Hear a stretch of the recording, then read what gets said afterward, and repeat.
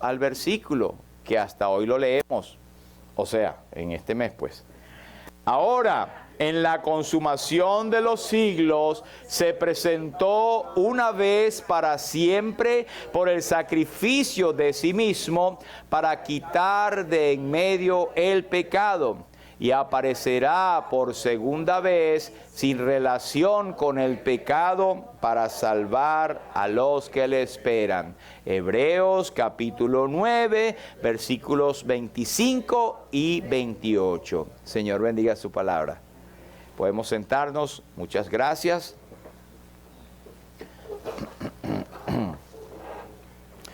Bueno, decía al principio en la introducción que nosotros vamos a tocar el tema hoy que tiene que ver con la pasión del Señor Jesucristo, su entrada, el inicio de su pasión, muerte y resurrección.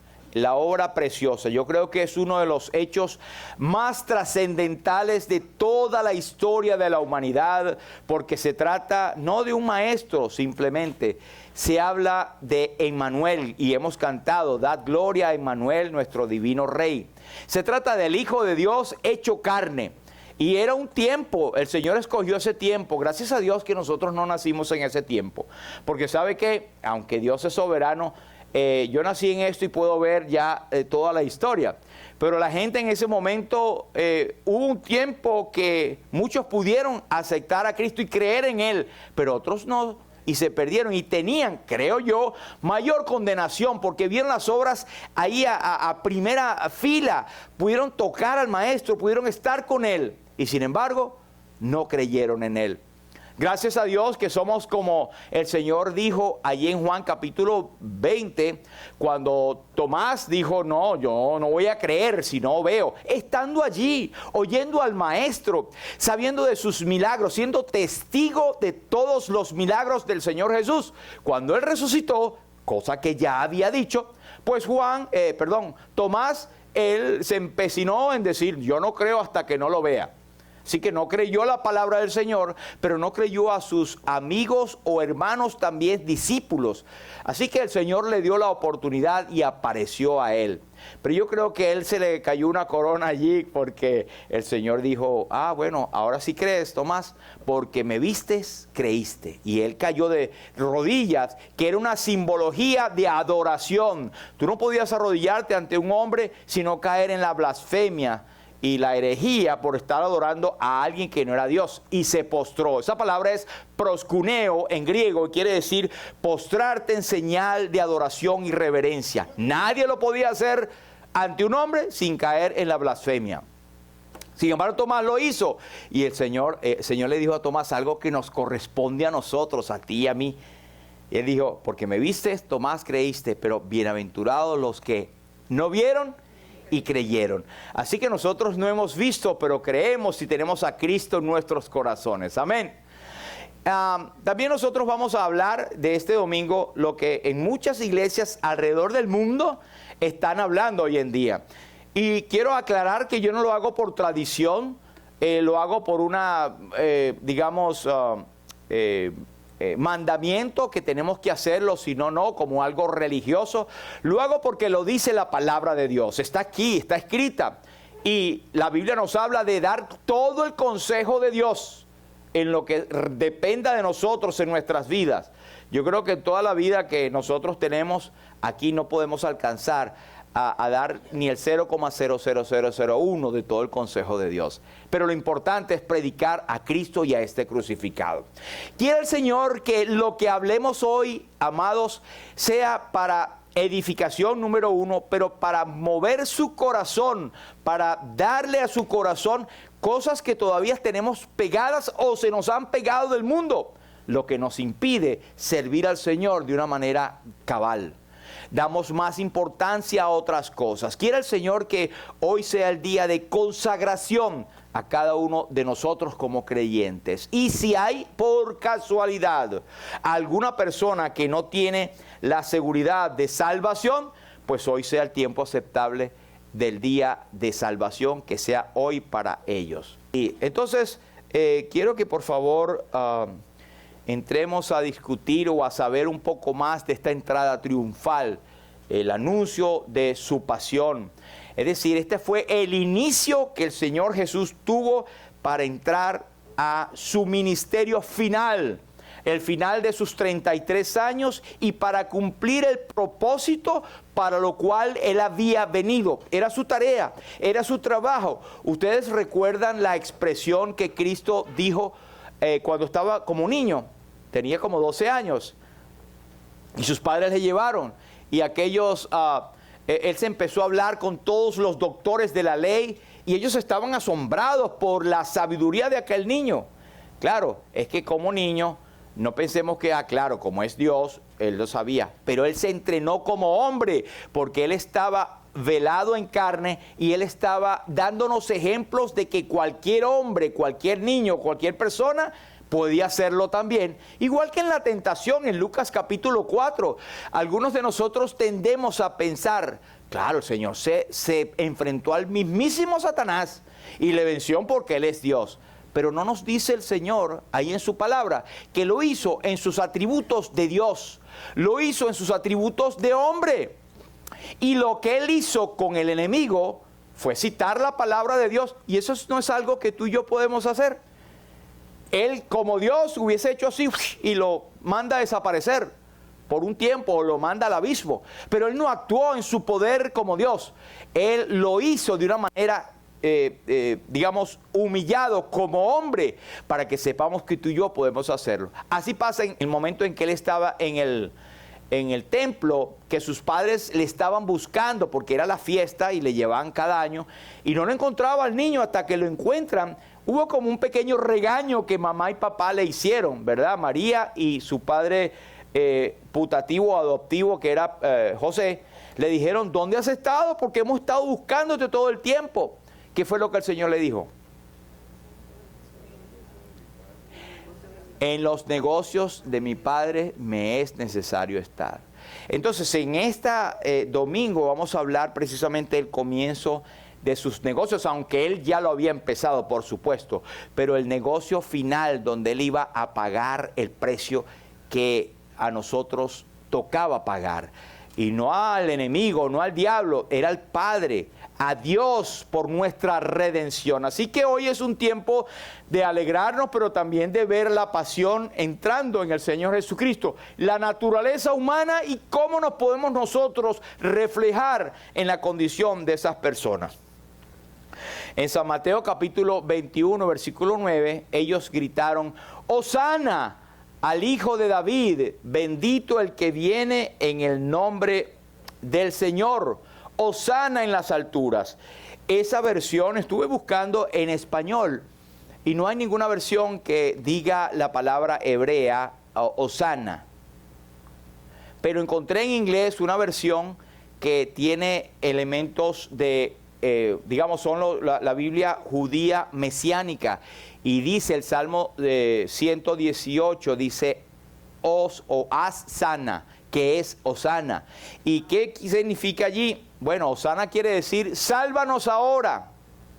Eso es lo que decía, Hosana, salva ahora. Si usted ve en el Salmo 118, lo vamos a ver en un momento, es precisamente lo que dicen ellos: sálvanos ahora, oh Señor. Eso es Hosana, salva, salva, oh Señor.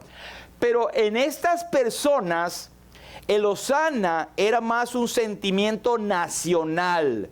Ellos estaban viendo en el Señor Jesucristo un libertador terrenal.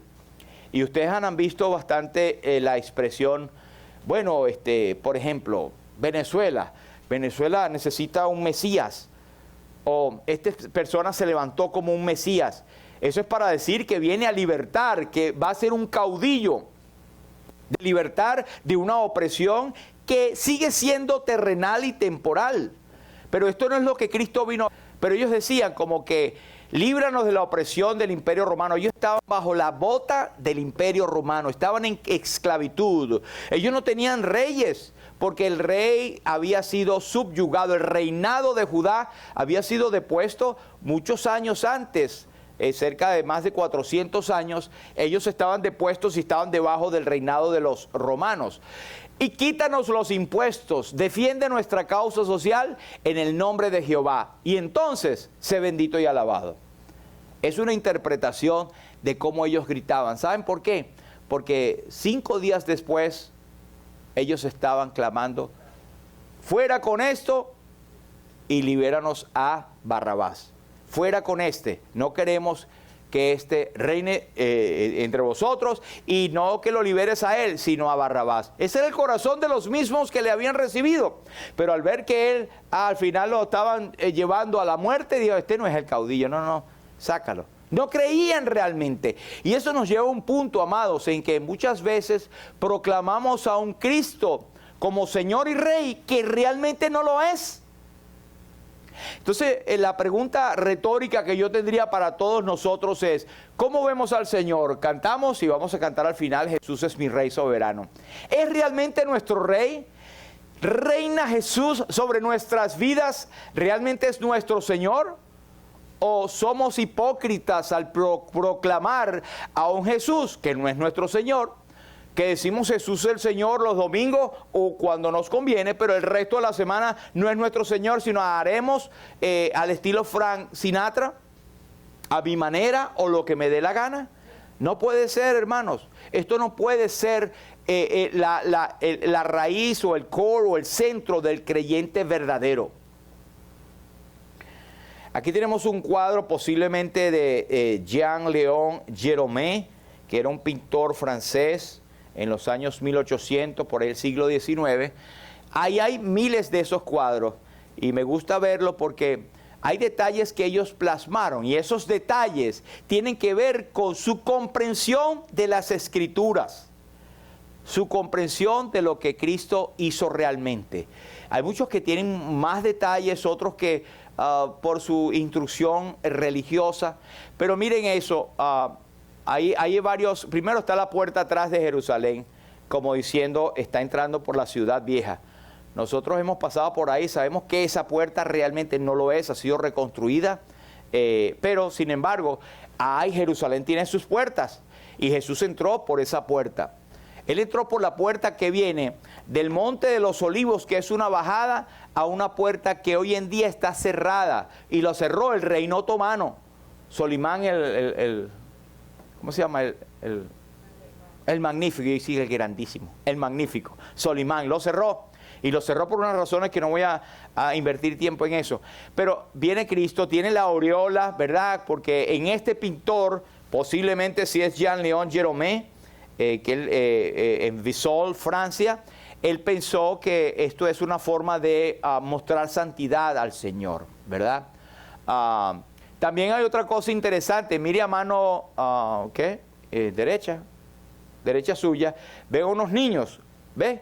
Esos niños tiene una expresión, dice la Biblia, que todos los discípulos y la multitud, y en la multitud por supuesto estaban los niños, pero él lo puso, y es consono con las Escrituras cuando el Señor lo citó a propósito de la boca de los niños y de los que maman, dice Isaías, si no estoy equivocado, perfeccionaste la alabanza. De los niños es la alabanza. Por eso Jesús dijo, dejad a los niños que vengan a mí y no se los impidáis, porque de los tales es el reino de los cielos. Así que es particular lo que él puso allí. También, bueno, están las palmas, pero vean que hay palomas arriba. Es extraño, pero él trata de asociar, me imagino yo, cuando Cristo se presenta.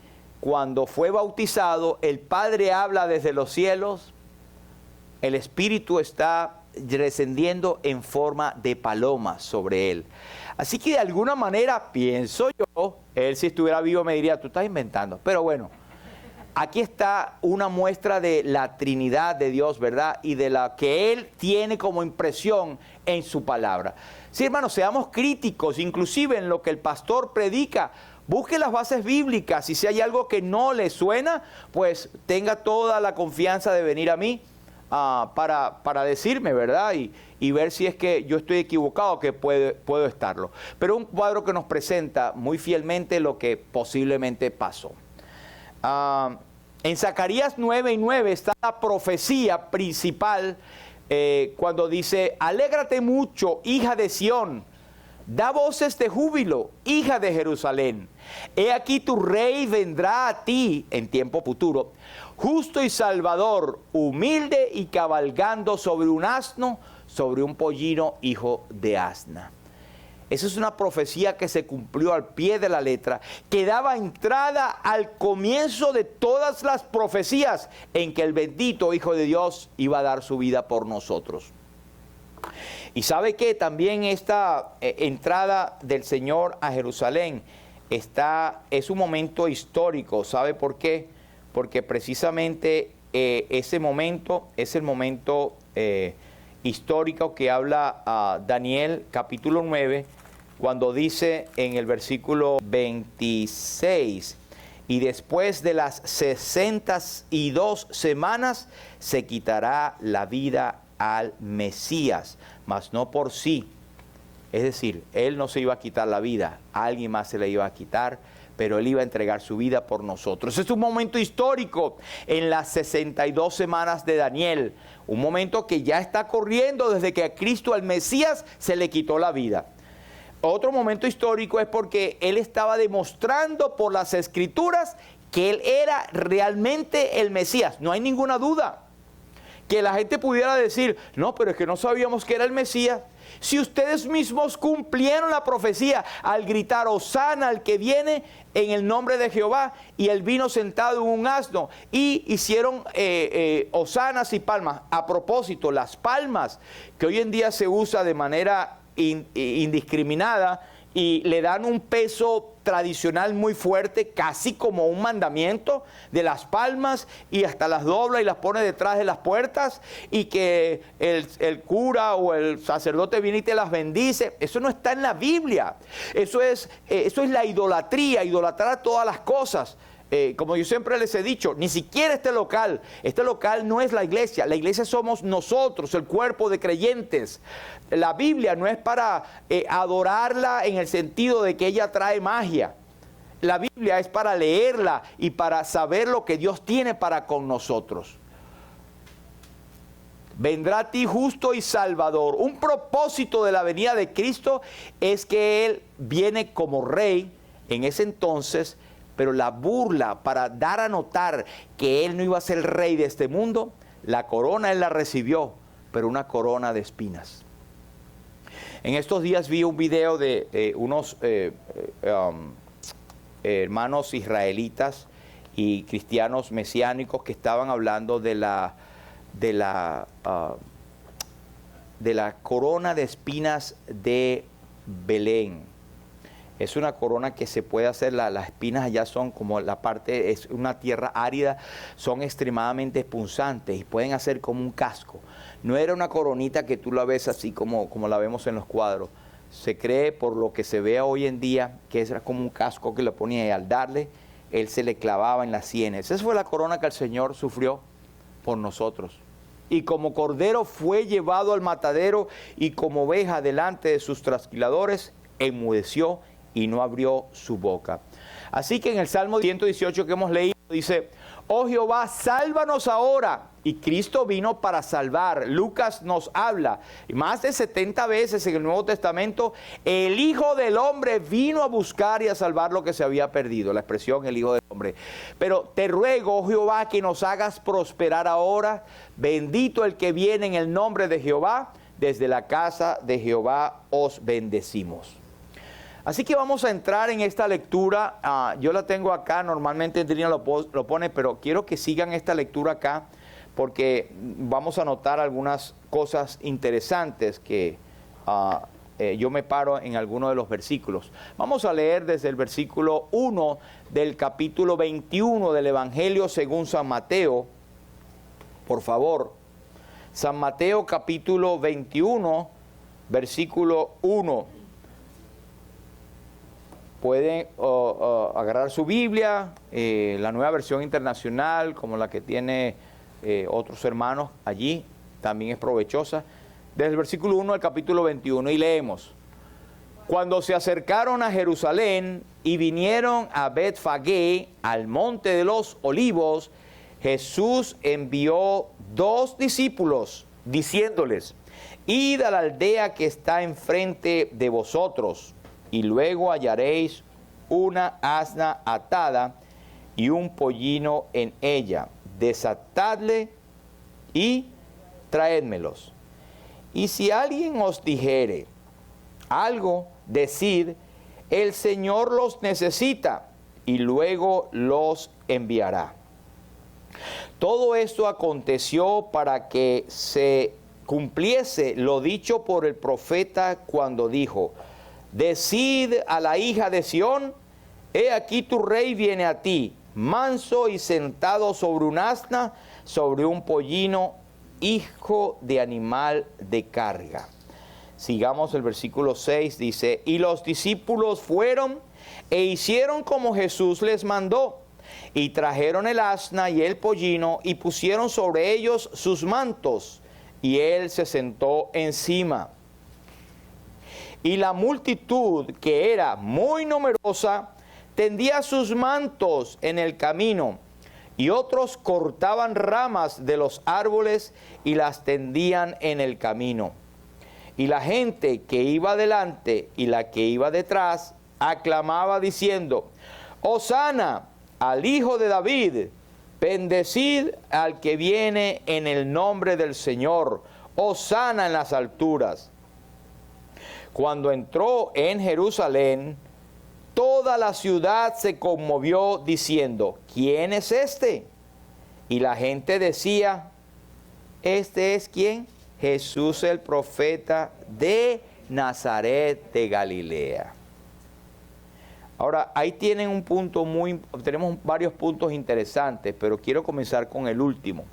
La gente clamaba algo bíblico, ¿verdad? Hosana al Hijo de David. El Hijo de David es la descendencia real, el Mesías. Sin saberlo estaban diciendo, y tú cuando lo escuchas dices, wow, esa gente era del Señor, esa gente era creyente realmente porque veían a Jesús, el Hijo de David, le reconocían como el Mesías, pero era de la boca para afuera. El Señor luego enseñó que muchos me dirán, Señor, Señor, ¿verdad? ¿Y cómo me decís Señor si no hacéis lo que os dije? Y el Señor dijo, no os conozco, apartaos de mí, hacedores de maldad. Así que si usted oye a alguien que dice Señor, Señor y habla mucho de Jesús, pero su vida no va consona, el viernes estábamos hablando precisamente de la primera carta de Juan, capítulo 2, donde se muestran las pruebas del que es hijo de Dios. El que es hijo de Dios debe demostrar que es hijo de Dios. ¿Cómo?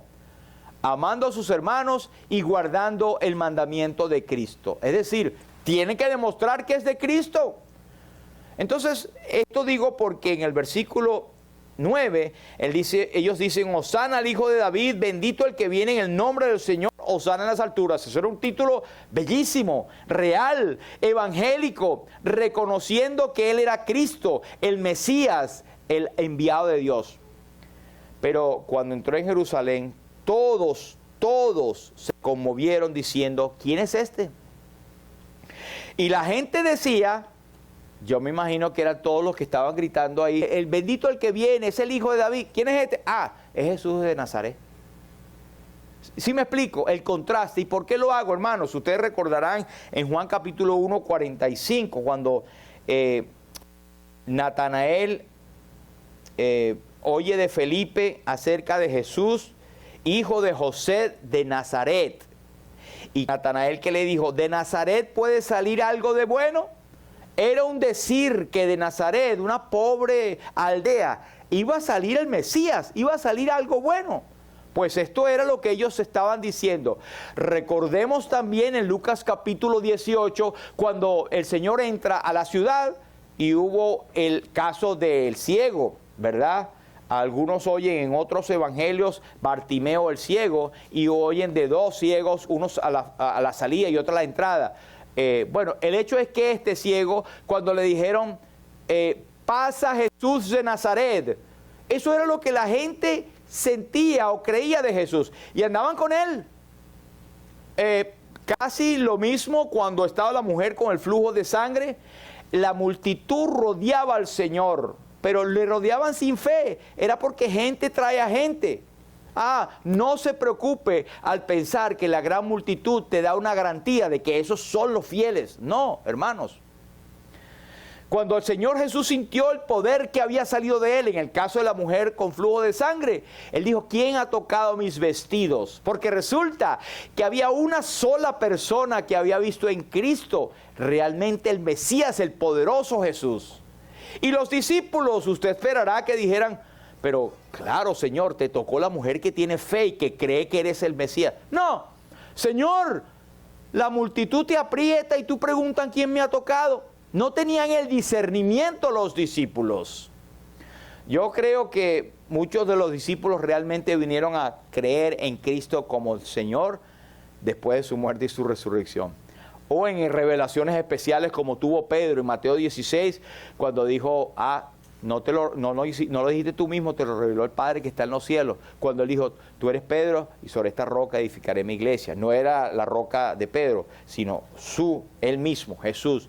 Pero fue que se lo reveló el Señor. Bienaventurado eres Simón, hijo de Jonás, porque no te lo reveló carne ni sangre, sino mi Padre que está en los cielos. Pero lo que quiero decir es que los discípulos mismos estaban diciendo, Señor, te toca y quién, todo el mundo te aprieta, pero te estaban apretando de la misma manera que ellos tal vez andaban con Jesús, no le creían. Hermano, una pregunta para ti. ¿Tú estás realmente postrado en tu vida teniendo a Cristo como tu Señor y Salvador? Mira la pregunta, entiéndela bien. No es una pregunta fácil. Eso quiere decir, ¿cómo está tu vida en rendición al Señor? Eso quiere decir, hermanos, que si decimos que Jesús es nuestro Señor, estamos obedeciéndole a Él en todo. Estamos haciendo lo que Él nos dice. Primera carta de Juan nos dice, si hacéis lo que yo os digo. Lo dice en Juan capítulo 15 también. El Señor requiere de nosotros nuestra sumisión total. No es un pedacito. El apóstol Pablo lo dice en Romanos 12.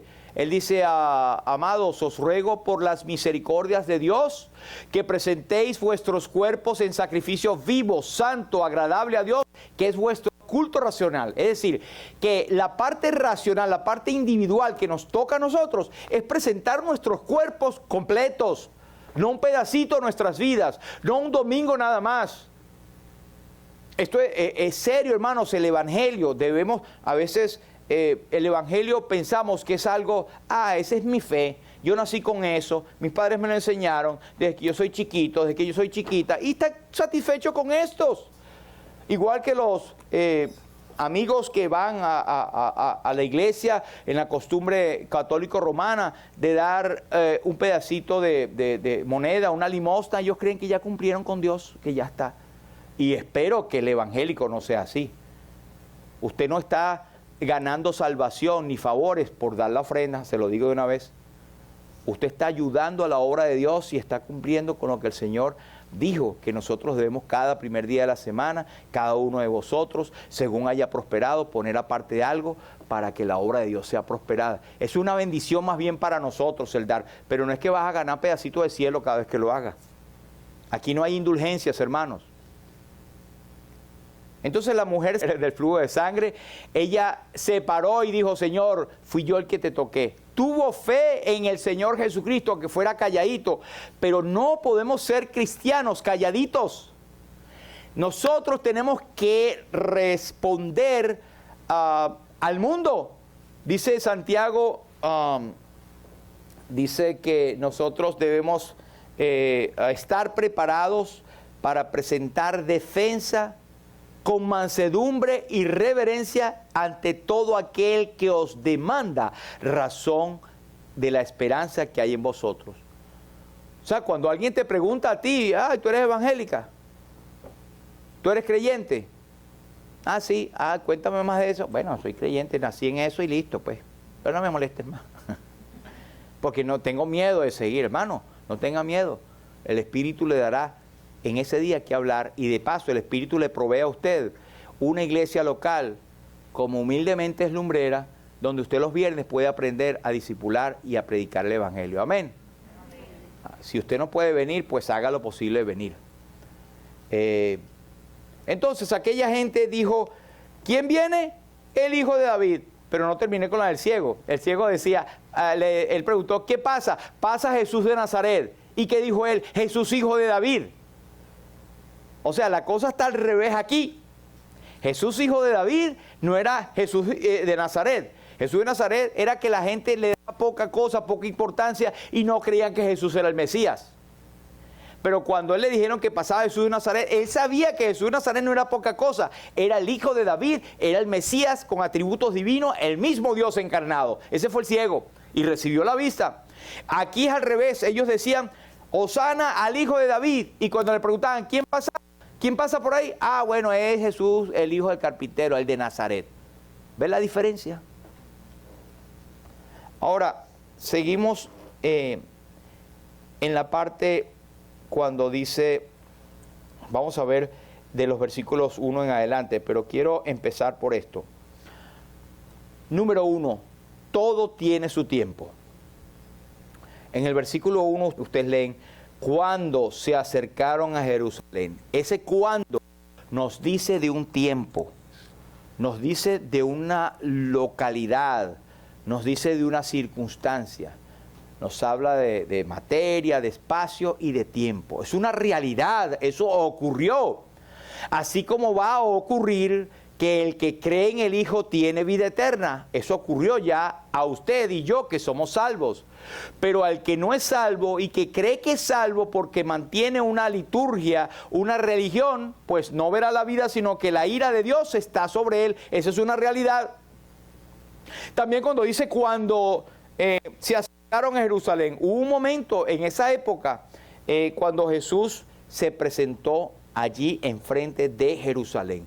¿Un cuándo? Hermanos, hoy, que es 29 de marzo, hoy estamos en un tiempo donde usted está escuchando el mensaje que no es un cuento para guardarlo y para... sí, está bien. Hermanos, algo que nosotros tenemos que hacer algo con este mensaje. Escuche bien, lo vuelvo a decir.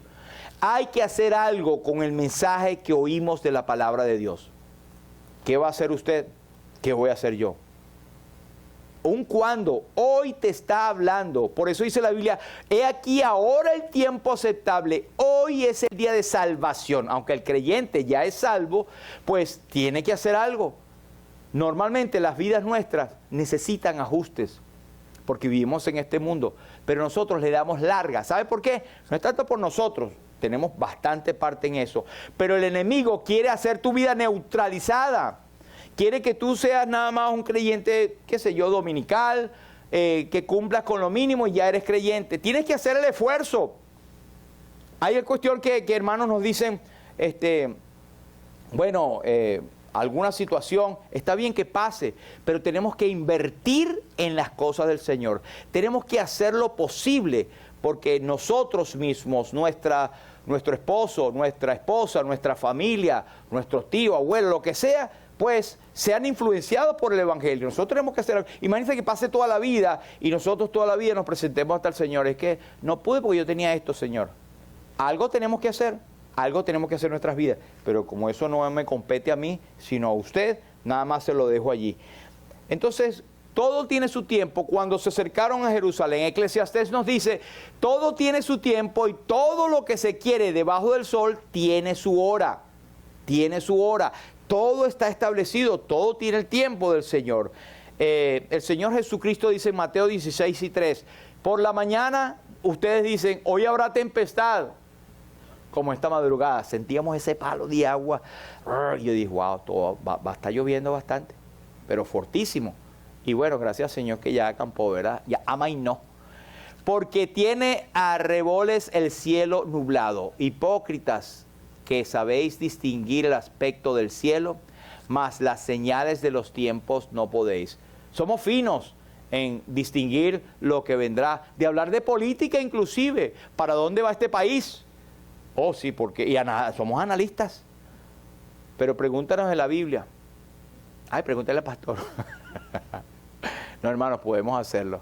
Gálatas nos dice, cuando vino el cumplimiento del tiempo, Dios envió a su Hijo nacido de mujer, nacido bajo la ley para redimir a los que estaban bajo la ley. Este es un hecho. Cuando Cristo se presentó allí en el pollino, ¿verdad?, a entrar en Jerusalén, en un hecho histórico donde se estaba abriendo la profecía que Cristo vendría a dar su vida por ti y por mí. Es importantísimo esto.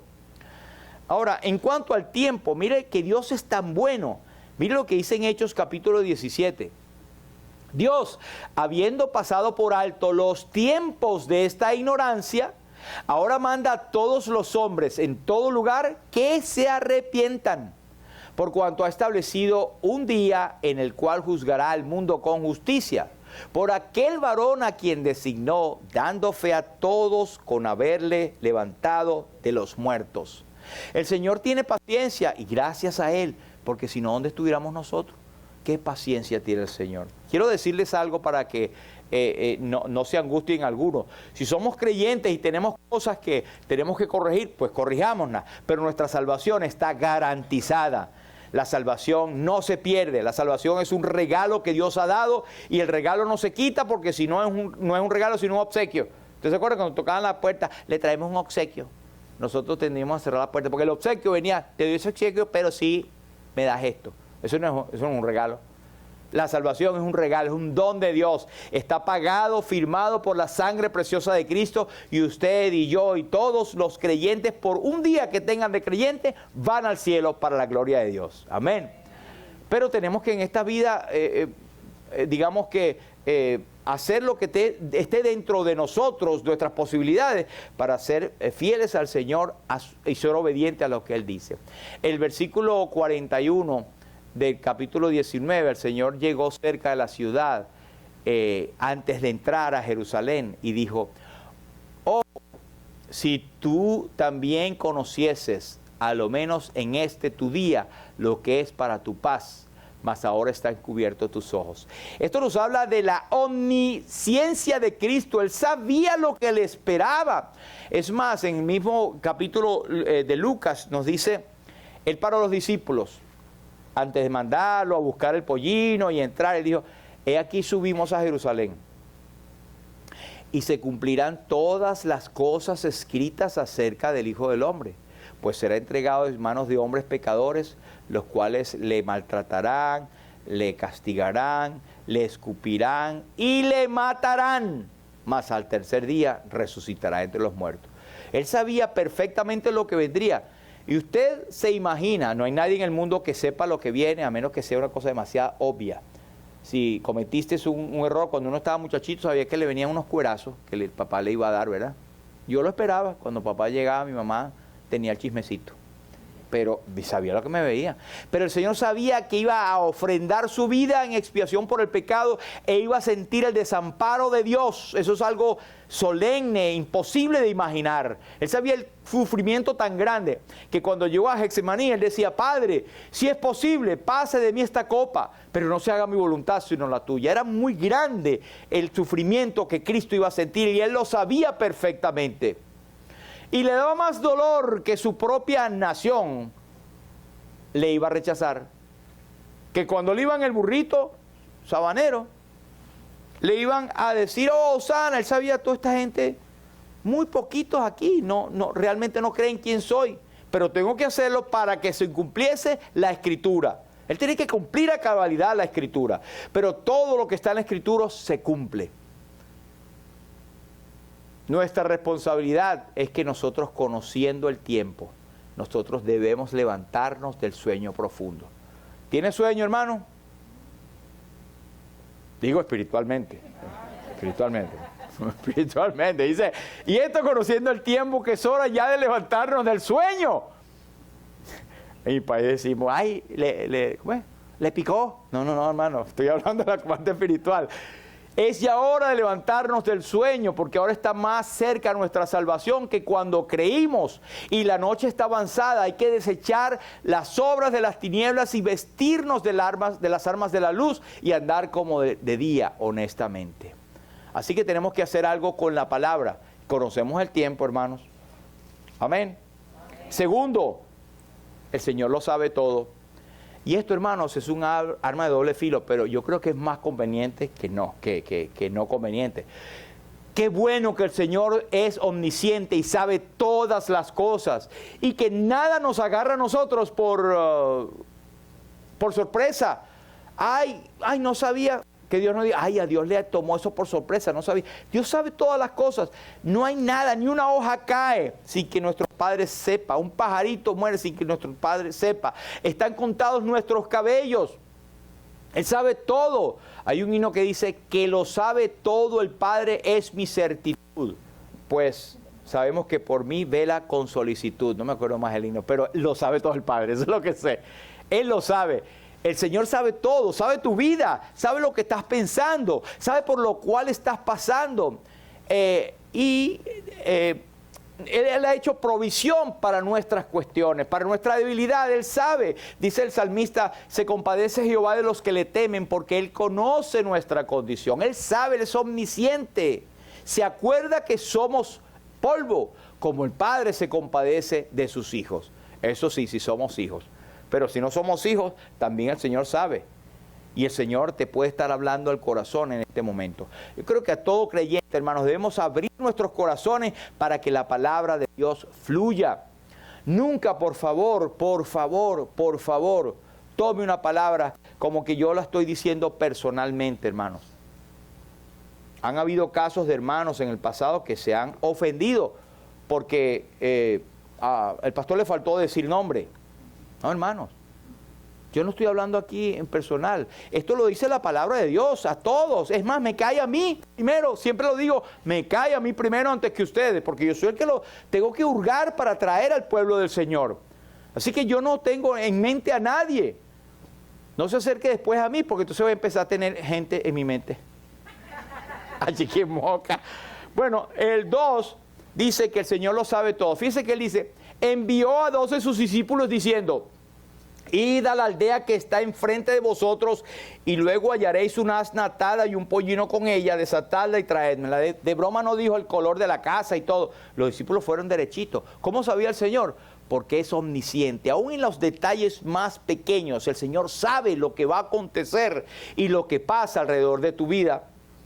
Y dice, y si alguien os dijere algo, decid, el Señor lo necesita y luego lo enviará.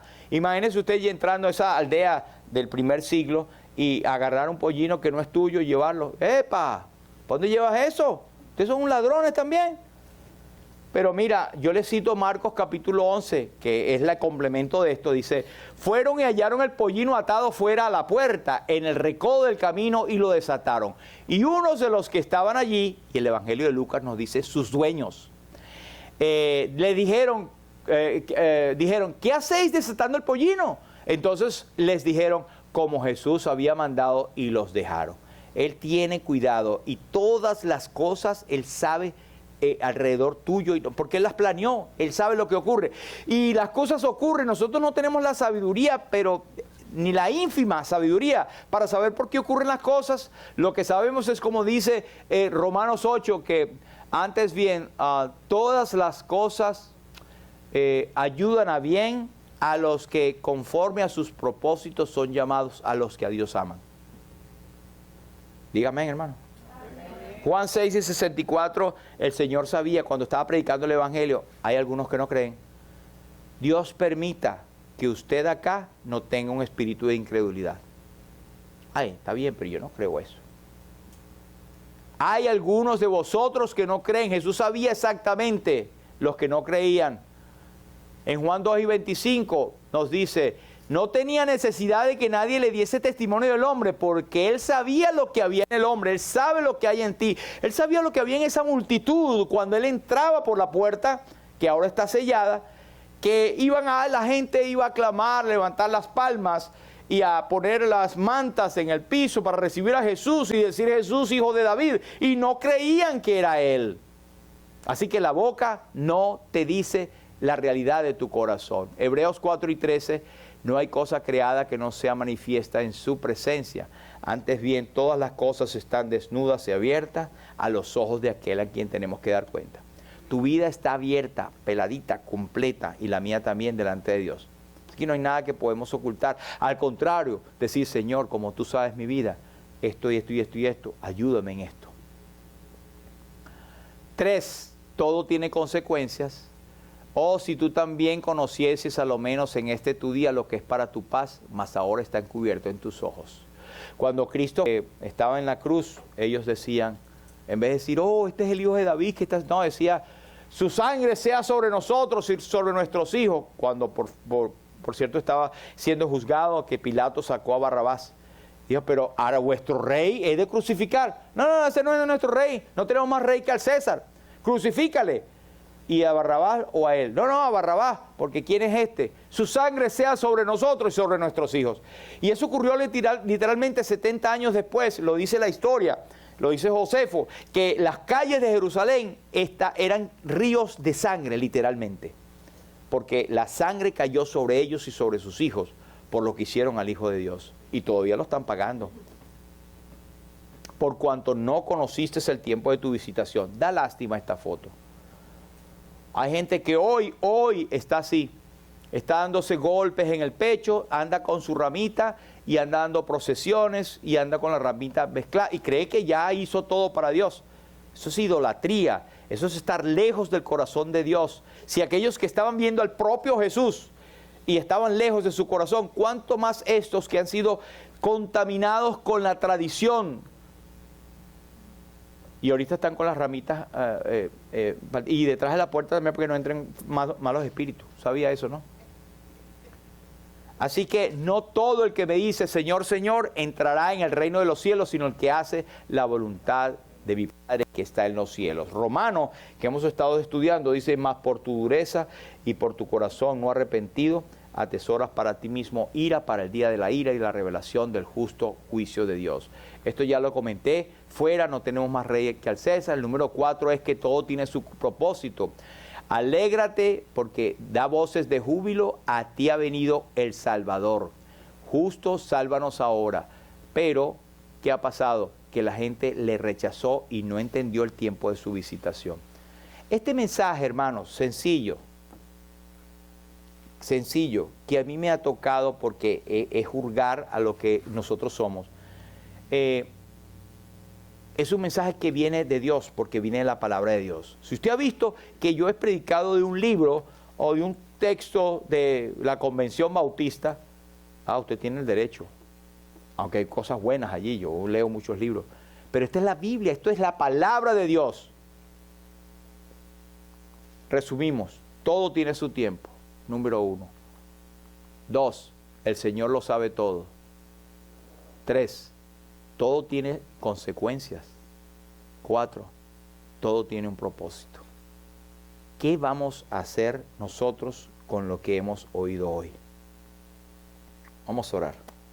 Padre Santo, en el nombre de Jesús te damos las gracias por la palabra tuya. Hemos visto ese momento en que Cristo inicia el tiempo de su pasión, sufrimiento y muerte, pero también su resurrección. El centro de la historia estamos leyéndola hoy. Gracias por permitirnos, Señor, haber visto y oído este mensaje desde su inicio y muchos de nosotros haber sido expuestos al Evangelio por gente, por nuestros padres, por misioneros, y hemos encontrado a la verdad y hemos confesado a Cristo. Señor, gracias por poder ver tu palabra de otra manera, pero también tener respeto por ellas. Queremos rogarte que nos ayudes a hacer algo con lo que hemos oído, Señor.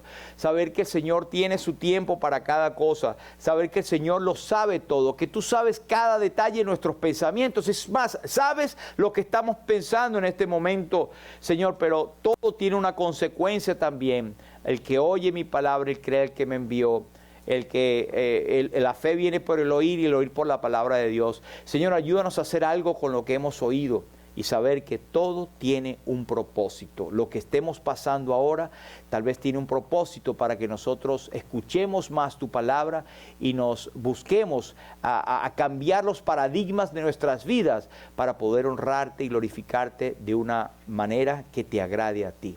Te damos la gloria y la honra, Señor, y te alabamos en esta mañana en el nombre precioso de Jesús. Amén, amén. Vamos a cantar el